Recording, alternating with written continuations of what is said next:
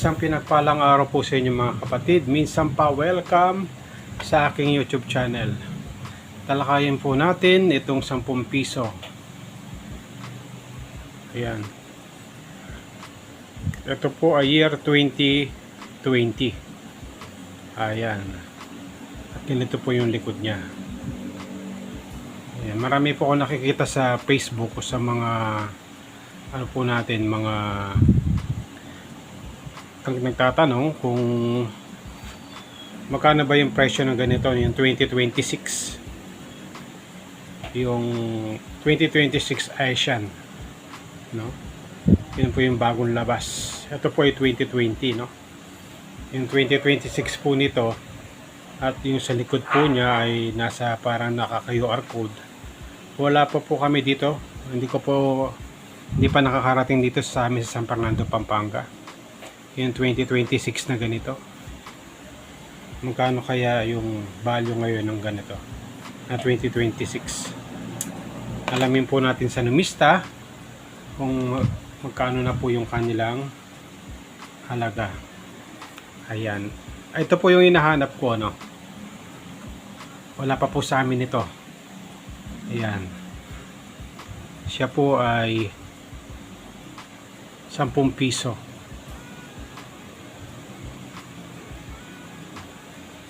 Bangko Sentral ng Pilipinas. Ayan, period. So, ito po yung likod niya, no?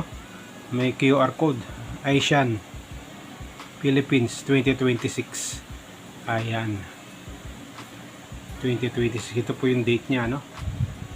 Ayan. Wala pa po kami dito nun. 10 piso Asian Philippines 2026.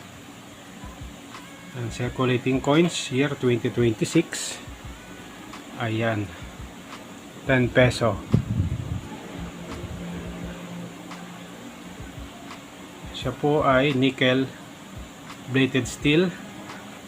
Ang kanyang weight ay 8.8 grams, 27 mm thickness, round. Ayan, at siya po ay na-issued noong November 2025. Ayan. November 26, 2025. Ito po siya, no? So, magkano na kaya ngayon yung value nito sa mga kapatid po natin na collector? Tingnan po natin yung kanyang. Ayan. Okay.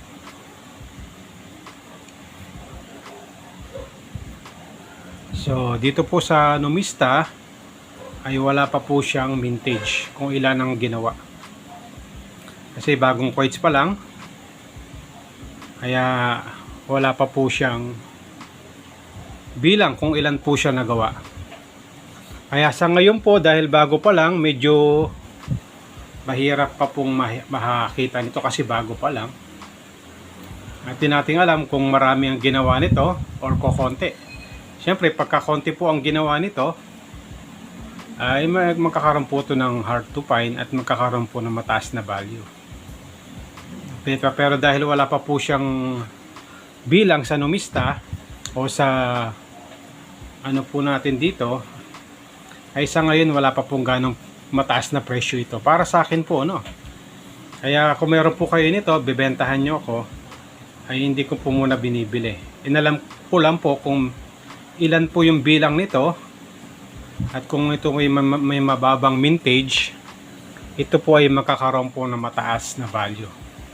Dahil wala pa po siya nakalista kung ilan po yung bilang niya, kaya wala pa pong sure kung magkano po ang magiging presyo nito. So, yan lang po, no, sa mga kapatid po natin nagtatanong kung may value po to. Sa ngayon po, i-keep nyo po muna kasi di pa natin alam kung hard to find ba ito or semi hard to find. Kasi nga, hindi pa natin alam kung ilan talaga yung bilang nito. Para sa akin po, itabi niya lang po natin pagka may nakita tayo nito. Collectionan na lang po muna natin. Pero dito po sa Pampanga sa amin, wala pa po ganito. Wala pa po akong nakikita. No? Kaya yun po, maraming salamat po sa inyong pagsubaybay sa aking YouTube channel. Pagpalain at ingatan po tayo ng Panginoon.